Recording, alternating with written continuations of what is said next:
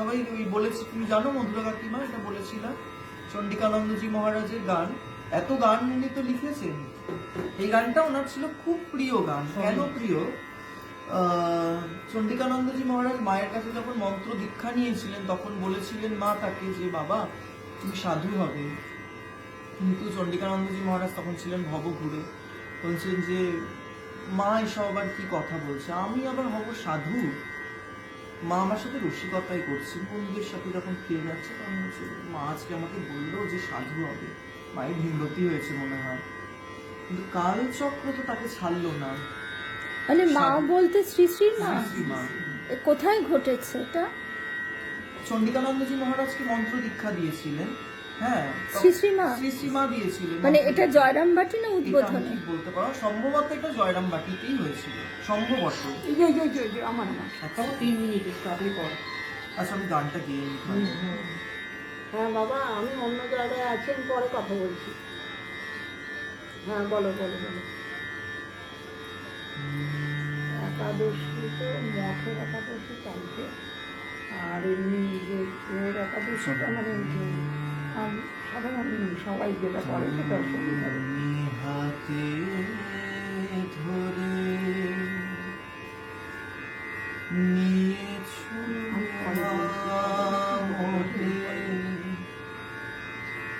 অযাচিত করুণা,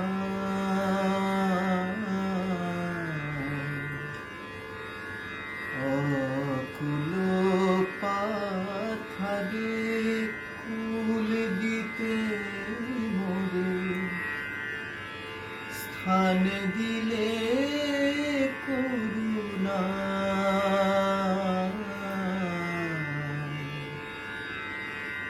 তুমি হাতে ধরে নিয়েছো মোরে অযাচিত করুণা, অকুল পাথারে কুল দিতে মোরে, স্থান দিলে রাঙা পায়, তুমি হাতে ধরে। আমি তো কখনো ভাবি নাই মনে এ পথে চলিতে, চাহিনি জীবনে। আমি তো কখনো ভাবি নাই মনে এ পথে চলিতে, চাহিনি জীবনে। তবু তুমি টেনে নিলে অভাজনে, তবু তুমি টেনে নিলে অভাজনে, দিলে তব পদছায়, তুমি হাতে ধরে নিয়েছো মোরে অযাচিত করুণা।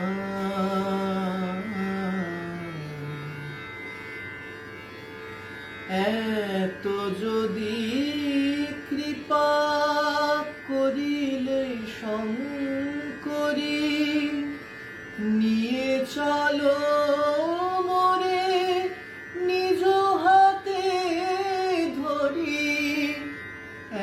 এত যদি কৃপা করিলে শঙ্করী, নিয়ে চলো মোরে নিজ হাতে ধরি।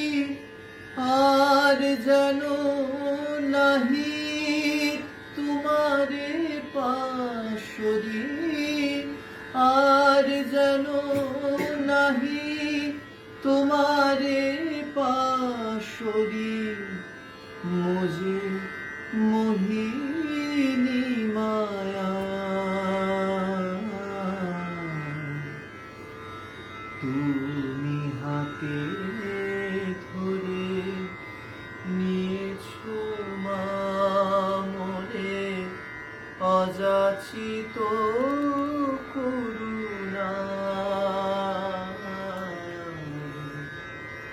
অকুল পাথারে কুল দিতে মোরে, অকুল পাথারে কুল দিতে মোরে স্থান দিলে করুণা,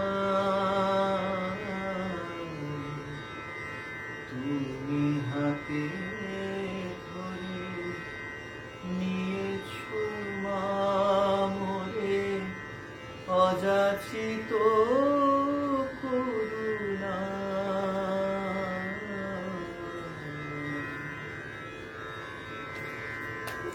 জয় রামকৃষ্ণ, জয় রাম। এটা তো তোমার ইয়েতে দিয়েছো কোথায় যেন শোনাচ্ছি।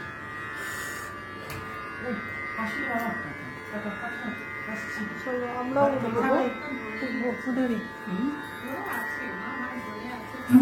আমাদের স্নান যোগ্য শেষ হলো।